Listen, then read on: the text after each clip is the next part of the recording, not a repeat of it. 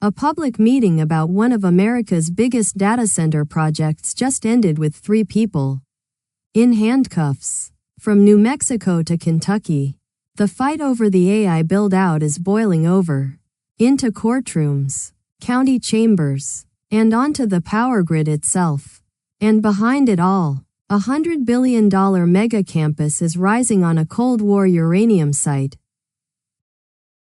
In Doña Ana County, New Mexico, a public meeting on Project Jupiter, the Oracle-backed data center campus, erupted into chaos on Tuesday.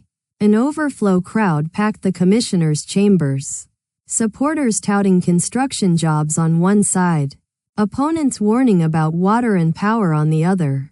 When public comment began, 2 attendees were escorted out. A confrontation broke out between protesters, security, and sheriff's deputies, and by the end 3 people had been arrested and booked without bond.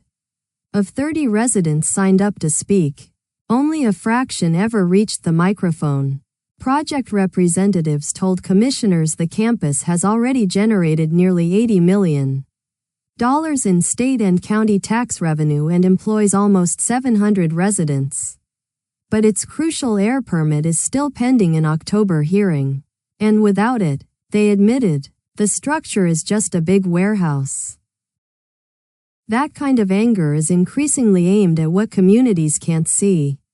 The secret deals. In Arkansas, a judge has dismissed the Arkansas Democrat-Gazette's lawsuit seeking details of the confidential rate contract between Google and Entergy Arkansas for the tech giant's $4 billion West Memphis data center. Circuit Judge Tim Fox ruled the records fight belongs before the State Public Service Commission, the same commission that approved the contract in December and has been withholding documents as trade secrets ever since. The newspaper wanted to know what Google pays the utility and how much it's contributing to a $1.6 billion solar and battery project near Pine Bluff. The commission has now stopped answering the paper's questions entirely. Executive editor Lee Wolverton called that a refusal to communicate with the public itself. And the paper says it will take the fight directly to the commission. And if you want to measure the public mood, look at Harrison County, Kentucky, a county with no data center proposal at all. Leaders held a standing room-only forum ahead of a moratorium vote. And when Judge Executive Jason Marshall asked everyone opposed to data centers to raise their hands, every hand in the room went up. That matched the county's own survey, where 80% of 1,500 respondents said no.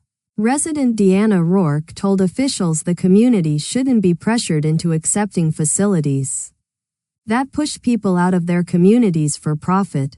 Others asked a harder question. What happens to these giant windowless buildings if the company behind them ever decides to leave? The fiscal court votes on the moratorium August 11th, a preemptive strike against an industry that hasn't even knocked on the county's door yet.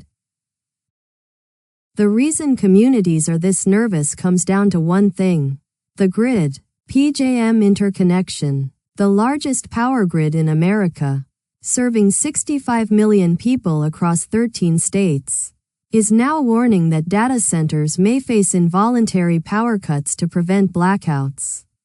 Under the plan, facilities that haven't secured enough of their own generation could be temporarily dropped from the grid during peak demand as soon as mid-2027, shielding households from outages and price spikes. The operator is also launching an emergency capacity auction to procure power for the AI boom. And the system's fragility is already showing. When a single power line fell outside Washington, D.C., data centers dropped more than 3 gigawatts of load almost simultaneously. And it took the grid more than 10 minutes to recover. The machines, it turns out, can shake the grid just by letting go of it. The pressure on the grid is only half the story. Water tells the other half. In Laredo, Texas, so many residents signed up to speak about data center development that the city council meeting hit its 11 p.m. cutoff before dozens of them ever got the chance. 64 people had registered to comment. The clock beat many of them to the podium. Those who did speak kept returning to one number. Stage 3. That's Laredo's current drought status. In a border city whose only source of water is the Rio Grande. Residents asked how a water-hungry computing campus can make sense in a place already rationing. What flows from a shrinking river? The council will have to take the issue up again. And next time, the line at the microphone may be even longer. County lawmakers are caught in the middle of all this. And in Arkansas, they just made their choice. The Pulaski County Quorum Court voted down a proposed 12-month data center moratorium 10-3. After critics said the measure was written to give AVAIO Digital's Wrightsville project a free pass. The ordinance would have exempted AVAIO's first phase. 2 facilities drawing 150 megawatts of power and up to 4 million gallons of water a day, while pausing everyone else. An amendment to close that carve-out failed too. 8-6. The meeting itself showed how raw this fight has become. County Judge Barry Hyde enforced strict decorum and had one spectator removed just for clapping. AVAIO's full build-out could eventually reach a full gigawatt of power draw. And for now, nothing in Pulaski County stands in its way. Yet despite that regulatory wave, construction is pressing forward at a scale that's hard to comprehend. NextEra Energy and Brookfield have announced a partnership to develop a $100 billion AI data center campus at the Department of Energy's Paducah site in Kentucky, a former Cold War uranium enrichment complex. The campus is expected to support up to 1.8 gigawatts of utility capacity, transforming a shuttered federal nuclear facility into one of the largest computing hubs on Earth. It's part of a deliberate industry strategy, hunting for retired federal sites with massive existing power infrastructure, transmission lines already in the ground, and land no neighbor can easily contest for western Kentucky. It's a stunning reversal of history. A site built to enrich uranium for the atomic age, reborn to feed the intelligence age. And the financial firepower behind this build-out keeps escalating.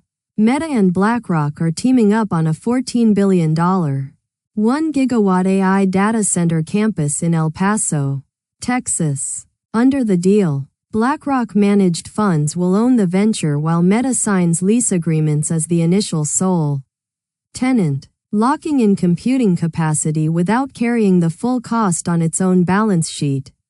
The facility is slated to come online in 2028. It's part of a much bigger pattern.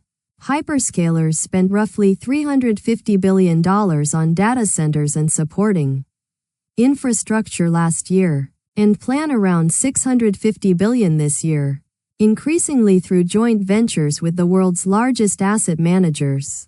Wall Street doesn't just finance the AI boom anymore. It co-owns it, 1 gigawatt campus at a time.